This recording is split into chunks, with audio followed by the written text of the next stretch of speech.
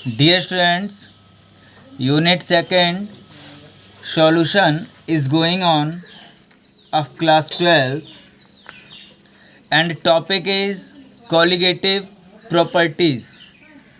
Colligative properties are those properties which depends upon the number of solute, not nature of solute, यानी कि जो properties केवल number of solute पे depend होती हैं that properties are called colligative properties.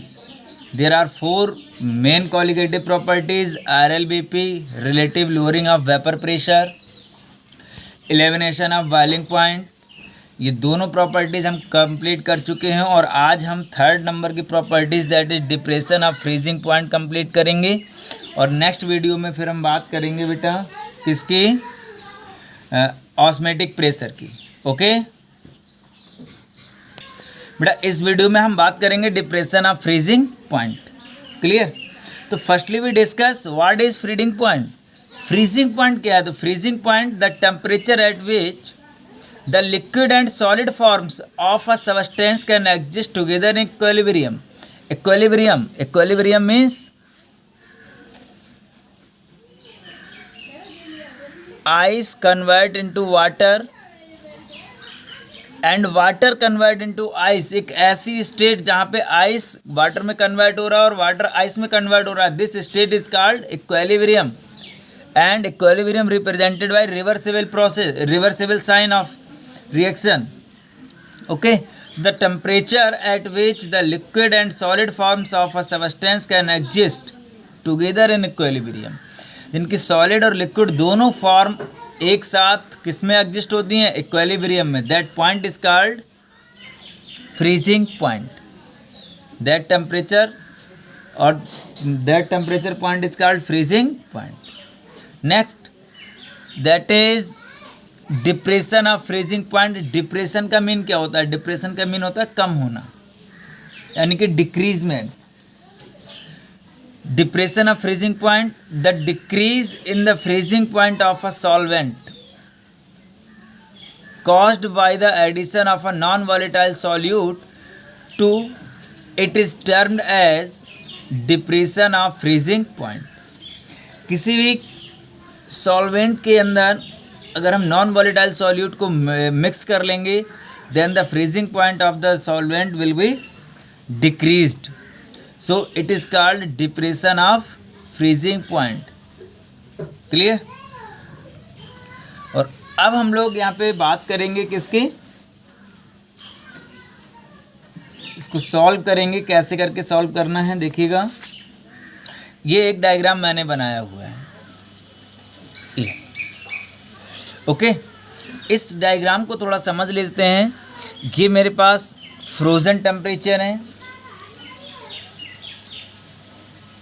Frozen solvent temperature. Frozen solvent या pure solvent temperature है। यहाँ पे एक लाइन वेपर प्रेशर की है, दूसरी लाइन टेम्परेचर की है। क्लियर? प्योर सॉल्वेंट का जब मैंने टेम्परेचर मेज़र किया तो प्योर सॉल्वेंट का टेम्परेचर आपका TF है, वेपर प्रेशर P0 है, यानी कि P0 वेपर प्रेशर पे आकर के TF क्या हो रहा है? फ्रीज हो रहा है। फ्रोजन का मतलब फ्रीज हो रहा है, वहाँ पे सॉलिड में चेंज हो रहा है। अब इस सॉल्वेंट के अंदर अगर मैं नॉन वॉलेटाइल सॉल्यूट मिक्स करता हूँ, सॉल्यूशन फर्स्ट और सॉल्यूशन सेकंड बनेंगे, क्योंकि मैं दो तरह की कंसंट्रेशन के साथ इसे क्या करूँगा? मिक्स करूँगा। क्लियर? सॉल्यूशन फर्स्ट की कंसंट्रेशन कम होती है in comparison of solution second. तो सॉल्यूशन फर्स्ट का फ्रीजिंग पॉइंट T1 है, सॉल्यूशन सेकंड का फ्रीजिंग पॉइंट T2 है। क्लियर? यानी कि TF टेम्परेचर जो है आपका ये सबसे ज़्यादा है किसका? सॉल्वेंट का, उससे कम सॉल्यूशन फर्स्ट का और उससे कम सॉल्यूशन सेकंड का। क्लियर? तो टेम्परेचर क्या हो रहा है? टेम्परेचर आपका धीरे धीरे डिक्रीज होता जा रहा है। तो हम यहाँ पे लिख सकते हैं depression of freezing point for solution first. Depression of freezing point for solution first solution के लिए टेम्परेचर ऑफ फ्रीजिंग पॉइंट क्या हो जाएगा, देखेंगे यहाँ पे TF है, प्योर सॉल्वेंट में से क्या माइनस करेंगे, T1 का, तो TF माइनस T1, और इसको हम लिख सकते हैं क्या, डेल TF1। क्लियर। ऐसे ही हम निकालेंगे depression for solution second, depression for